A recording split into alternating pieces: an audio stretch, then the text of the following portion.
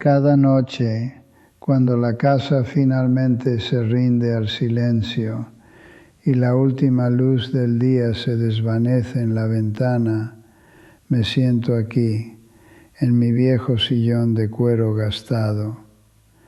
El crujido que hace al recibirme es un sonido familiar, casi un amigo. A mi lado, el sillón de Elena permanece vacío, como lo ha estado por 3 años. Pero si miras con atención, todavía puedes ver la leve hendidura en el cojín, el lugar exacto donde ella se acurrucaba. No le hablo en voz alta, eso sería una locura para cualquiera que escuchara. Nuestra conversación es distinta, un murmullo silencioso que vive solo en mi cabeza. Le cuento sobre el día, sobre el pájaro que vi en el jardín, sobre cuánto la extraño. Mi nombre es Julián Herrera y a mis 88 años he aprendido que las preguntas más difíciles no vienen con estruendo, sino en un susurro. La semana pasada mi nieta Sofía vino a visitarme. Ella es pura luz, un torbellino de vida que llena estos cuartos silenciosos. Estábamos sentados aquí mismo, ella en el suelo a mis pies, contándome sobre sus planes de viajar por el mundo. De repente levantó la vista. Sus ojos grandes y llenos de una sinceridad casi dolorosa, y me preguntó: «Abuelo, ¿nunca te arrepentiste de no haber hecho algo grandioso?» Lo dijo con todo el cariño del mundo, sin saber que sus palabras acababan de abrir una grieta en mis cimientos. Grandioso. Esa palabra se quedó flotando en el aire mucho después de que Sofía se fuera, rebotando en las paredes de esta casa vacía. ¿Qué significa ser grandioso? Nunca me lo había preguntado así. He vivido casi 9 décadas, he visto pasar guerras y maravillas, he amado y he perdido. Pero esa simple pregunta de una joven que apenas empieza a vivir me desarmó por completo. Me obligó a mirar hacia atrás, a revisar cada paso, cada decisión silenciosa. Me tomó todo este tiempo, todo este largo camino para entender la respuesta. Y es una respuesta que siento la necesidad de contarte, no como un consejo, sino como un mapa de un territorio que yo ya recorrí, para que no tardes una vida en descubrirlo. La pregunta de Sofía me dejó sin defensas, como si un viento helado se hubiera colado por las grietas de esta vieja casa que son mis recuerdos. Mi nombre es Julián Herrera y a mis 88 años uno creería que ya tiene todas las respuestas importantes bien guardadas. Pero la verdad es otra, una mucho más humilde. La vida no te entrega un diploma al final del camino. Solo te deja con un montón de cicatrices silenciosas y un par de lecciones que aprendiste a la mala cuando ya no había vuelta atrás. No construí puentes ni escribí libros. Mi historia no aparecerá en los periódicos. Mi currículum es una colección de madrugadas silenciosas, de manos que sostuve y de promesas que cumplí sin que nadie estuviera mirando. Esa es la única autoridad que tengo. La pregunta de mi nieta Sofía No fue solo una ráfaga de viento momentánea. Se instaló en esta casa como un inquilino permanente. Resuena en el tintineo de la cuchara contra la taza de café por la mañana y en el crujido del suero de madera bajo mis pies por la noche.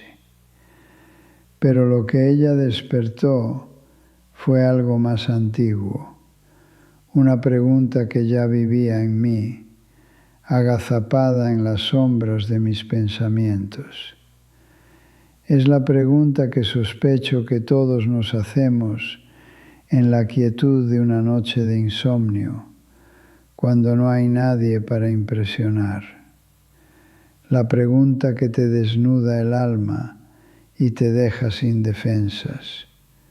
¿Fue suficiente? Mi paso por este mundo, mi amor, mi trabajo, mi sacrificio silencioso, ¿valió la pena? Estoy casi seguro de que reconoces esta pregunta. Quizás te visita mientras estás atascado en el tráfico o cuando lavas los platos después de un día agotador o al ver a tus hijos dormir. Es ese susurro que te dice que deberías estar haciendo más, siendo más. La sociedad nos vende constantemente la idea del éxito, de la hazaña, del nombre que será recordado. Y nosotros, en nuestra silenciosa rutina de pagar las cuentas, de cuidar a los nuestros, de simplemente seguir adelante, nos preguntamos si estamos fallando en un juego cuyas reglas nunca entendimos del todo. ¿Estás esperando que tu vida comience de verdad? ¿O ya está sucediendo en estos pequeños actos que nadie ve? Me tomó casi 90 años, una vida entera, para encontrar la respuesta a esa pregunta. Y no es una respuesta que encontrarás en un libro o en una película. Es algo que se destila gota a gota en el silencio de las décadas, en las arrugas que se forman alrededor de los ojos y en el peso invisible de las decisiones que tomas cuando nadie te está mirando. No estoy aquí para darte una lección sobre el éxito o la felicidad. Estoy aquí para ofrecerte un atajo, para ahorrarte el dolor de llegar al final de tu camino y darte cuenta de que estuviste buscando la melodía en el estruendo, cuando siempre estuvo en los susurros. Es un conocimiento que me costó una vida entera.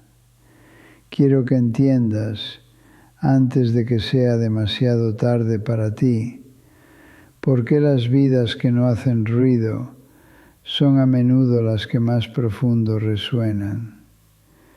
No quiero que pases tus días sintiendo que no eres suficiente, persiguiendo un eco de grandeza que la sociedad te impone, mientras la verdadera sinfonía de tu vida suena a tu alrededor, sin que te detengas a escucharla. Esta no es una historia sobre cómo ser recordado por el mundo, sino sobre cómo ser inolvidable para las pocas personas que realmente importan. Porque el tiempo, amigo mío, tiene la cruel costumbre de no regresar, y el arrepentimiento más amargo es el de no haber valorado el tesoro mientras lo tenías en tus manos. Recuerdo una tarde de invierno, tendría yo unos 12 años. El frío de la calle se colaba por los agujeros en las suelas de mis zapatos, que ya eran más cartón que cuero.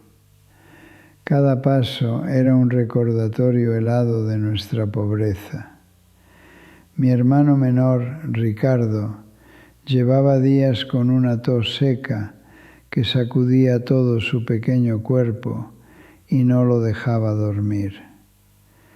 Mi madre me había dado las pocas monedas que teníamos, el dinero justo para un par de zapatos nuevos de segunda mano que habíamos visto en el mercado. Pero al salir de casa me dijo con la voz quebrada: «Y si te alcanza, Julián, mira en la farmacia si hay algo para la tos de tu hermano». Sabía que no alcanzaría para ambas cosas. Caminé por las calles de tierra congelada con el peso de esa decisión en mi pequeño bolsillo. El dinero quemaba en mi mano. Podía sentir el calor de unos zapatos nuevos, la sensación de caminar sin que las piedras se clavaran en mis talones. Era un anhelo tan fuerte que casi podía ignorar el sonido de la tos de Ricardo resonando en mi cabeza. Llegué a la esquina donde los dos caminos se separaban. A la izquierda, la zapatería con su promesa de calor. A la derecha, la farmacia con su olor a hierbas y alcohol. Me quedé parado allí, un niño jugando a ser un hombre, sintiendo por primera vez que la vida se trataba de elegir a qué dolor darle la espalda. Nadie me vio. No hubo testigos de mi pequeña batalla interna. Entré en la farmacia. El boticario, un hombre mayor de lentes gruesos, me miró por encima de sus gafas. «Es para la tos de mi hermano», le dije, poniendo las monedas en el mostrador. Me entregó un frasco pequeño con un líquido oscuro. Salí de allí y el frío pareció morder con más fuerza mis pies desprotegidos, pero algo dentro de mí se sentía extrañamente cálido. Ricardo nunca supo que esos días de alivio le costaron a su hermano mayor un invierno entero de pies congelados. Fue un acto sin aplausos, una pequeña gota de sacrificio en el océano de nuestra vida, pero me definió para siempre. Décadas después, esa misma sensación regresó, noche tras noche, sentado junto a la cama de Elena. La enfermedad se había instalado en sus huesos como un inquilino cruel, y el dolor llegaba puntual con la oscuridad. No había mucho que yo pudiera hacer. Los médicos habían agotado sus recursos. Así que me sentaba en una silla a su lado y simplemente le sostenía la mano. A veces hablábamos, pero la mayoría de las noches transcurrían en un silencio denso, donde nuestra única comunicación era la presión de mis dedos sobre los suyos. Yo intentaba transmitirle mi fuerza, mi calma, anclarla a este mundo mientras las olas de dolor intentaban llevársela. Era mi vigilia silenciosa, mi único trabajo. Hubo una noche particularmente mala. La vi apretar la mandíbula con una lágrima solitaria deslizándose por su sien. Se giró hacia mí, sus ojos nublados por el sufrimiento, y susurró con un hilo de voz: «Julián, no me sueltes, por favor, no me sueltes». Yo apreté su mano con más fuerza, me incliné y le dije al oído: «Nunca, mi amor, estoy aquí, no me voy a ninguna parte». Y no lo hice. Me quedé allí hasta que los primeros pájaros anunciaron un nuevo día y su respiración se hizo más profunda, finalmente rendida al sueño. Nadie me dio una medalla por esas noches. Nadie las anotó en un libro de hazañas. Fue solo amor en su forma más pura y agotadora. Esos momentos no fueron grandiosos, no cambiaron el mundo, pero eran el mundo entero para nosotros dos. ¿Cuántas noches fueron? 100, 500, 1000. Perdí la cuenta. Se convirtieron en el ritmo de nuestra vida, en la banda sonora de nuestro largo adiós. Sostener su mano no era una hazaña heroica, era simplemente lo que había que hacer. Era el trabajo invisible que sostiene el universo de una familia, el pegamento silencioso que mantiene unidas las piezas cuando todo amenaza con romperse. Y yo creía que esos actos, como mis zapatos rotos de la infancia, eran sacrificios destinados a ser olvidados, borrados por el tiempo una vez que su propósito se cumplía.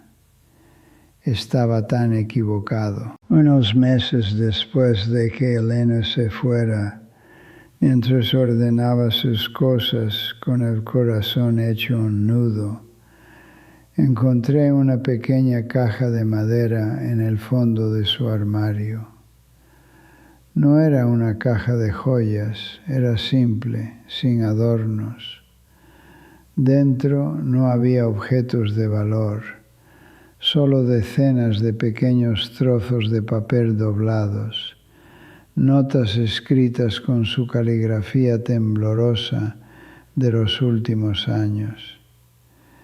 Mi primer impulso fue no leerlos. Sentí que invadía un espacio sagrado. Pero la curiosidad, o quizás la necesidad de sentirla cerca una vez más, fue más fuerte. Desdoblé el primero. Decía simplemente: gracias por el té que me trajiste anoche. Sabías que lo necesitaba. Cada papel era un agradecimiento por algo que yo consideraba trivial, insignificante, olvidado. Gracias por leer el periódico en voz alta para mí hoy, aunque tenías la voz cansada. Gracias por arreglar la pata de la mesa que cojeaba, ya no me tropiezo. Y entonces encontré uno que me rompió por dentro. Gracias por sostenerme la mano toda la noche. Sentí menos miedo. Me senté en el suelo de la habitación vacía, con esos pequeños papeles esparcidos a mi alrededor, y lloré. Lloré porque me di cuenta de que mi vida, esa que yo juzgaba como ordinaria y sin logros, había sido para ella una colección de tesoros invaluables. Ella lo había visto todo. Cada pequeño acto de amor había sido contado y guardado. Sentado allí, en el suelo frío de nuestra habitación, con las palabras de Elena esparcidas a mi alrededor como un testamento silencioso, fue cuando todo encajó. La pregunta de Sofía, mis dudas de toda una vida, mi sensación de ser un hombre común. Miré mis manos, estas manos viejas y agrietadas que ahora sostenían sus notas. Nunca construyeron un rascacielos ni firmaron un tratado de paz. Están llenas de los callos del trabajo honesto y de las arrugas de casi 90 años. Siempre las vi como herramientas simples, insuficientes, pero en ese instante, a través de los ojos de ella, vi lo que realmente habían hecho. Habían sostenido un frasco de medicina para un hermano enfermo. Habían apretado su mano en la más profunda oscuridad. Habían sido el ancla de nuestro pequeño mundo. El verdadero dolor, la lucidez que te parte el alma, no fue descubrir que mi vida había importado para ella. Fue darme cuenta de que yo mismo no le había dado ese valor mientras la vivía. ¿Cuántas veces volví del trabajo, preocupado por las cuentas y las obligaciones, y no vi el milagro cotidiano de que ella me esperara? ¿Cuántas de esas noches sosteniendo su mano las pasé deseando que el amanecer llegara pronto, en lugar de atesorar cada segundo de ese contacto sagrado como el tesoro que era? Pasé décadas midiendo mi existencia con la vara del mundo exterior, la del ruido y los aplausos. Y ahora sé, demasiado tarde, que el único imperio que importaba era el que cabía entre nuestras manos entrelazadas. Y ahora te miro a ti, a través de lo que sea que nos separe en este momento, y me pregunto, ¿tú también estás esperando? ¿Estás aguardando a que llegue ese gran momento, esa oportunidad única, ese logro extraordinario que finalmente le dará a tu vida el título de grandiosa? Es tan fácil caer en esa trampa en un mundo que nos bombardea con historias de éxito deslumbrante. Nos comparamos y sentimos que nuestra rutina, nuestro día a día, es insuficiente. ¿Cuántas veces has terminado la jornada sintiendo que no hiciste nada de valor, solo porque preparaste una comida, escuchaste a un amigo o ayudaste a tu hijo con su tarea? ¿Alguna vez has considerado que en esos pequeños actos, en esa constancia silenciosa, estás construyendo el único legado que verdaderamente importa? Piensa en tus manos por un instante. ¿Qué han hecho hoy? Tal vez teclear en un ordenador, conducir un coche o lavar los platos. Pero ve más allá de la acción. ¿Para quién son esas manos un refugio? ¿Para quién son el ancla que calma la tormenta? Quizás es la forma en que le preparas el café a alguien por la mañana, sin que te lo pida, o el mensaje que envías para saber si un ser querido llegó bien a casa. Esos gestos no reciben aplausos, no generan titulares ni se vuelven virales. Son actos invisibles de amor puro que sostienen el mundo de otra persona. ¿Eres consciente del poder que reside en esa simplicidad? ¿O estás demasiado ocupado buscando fuegos artificiales como para apreciar la luz de una vela? La verdad final, la que me tomó 88 años destilar gota a gota, es dolorosamente simple. Mi vida no fue grandiosa, no bajo la definición que el mundo le da a esa palabra. Y finalmente he hecho las paces con ello. El error más trágico que cometemos no es fallar en construir un imperio o en dejar una marca visible en el mundo. El verdadero error es pasar la vida entera esperando el momento perfecto para empezar a vivirla, aplazando la felicidad para cuando consigamos ese ascenso, esa casa, ese reconocimiento. Vivimos convencidos de que nuestra historia solo importará cuando ocurra algo extraordinario, sin darnos cuenta de que ya se está escribiendo en la tinta invisible de los gestos cotidianos. No necesitas que tu nombre sea recordado en los libros de historia. No necesitas el aplauso de una multitud para que tu existencia tenga peso. La grandeza no se mide en decibelios, sino en la constancia silenciosa de tus actos. Es el plato de comida que preparas para alguien que está cansado. Es la llamada que haces solo para escuchar una voz familiar. Es la paciencia que ofreces cuando el mundo se ha quedado sin ella. Esas son las vigas que sostienen una vida, no los fuegos artificiales que la iluminan por un instante. Mi vida no fue un estruendo, fue un susurro constante de amor para Elena y mi familia. Y hoy, en este silencio, entiendo que ese susurro fue la sinfonía más hermosa. Así que hoy no te pido que compartas esta historia, ni que me dejes un comentario. Te pido algo más difícil y a la vez mucho más simple. Deja el teléfono por un momento.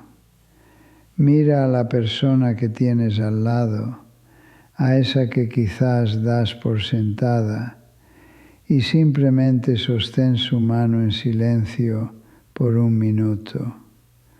O pregúntale cómo está de verdad, esperando la respuesta. Ahí, en ese pequeño gesto que nadie ve, es donde empieza todo. Es el único legado que verdaderamente importa.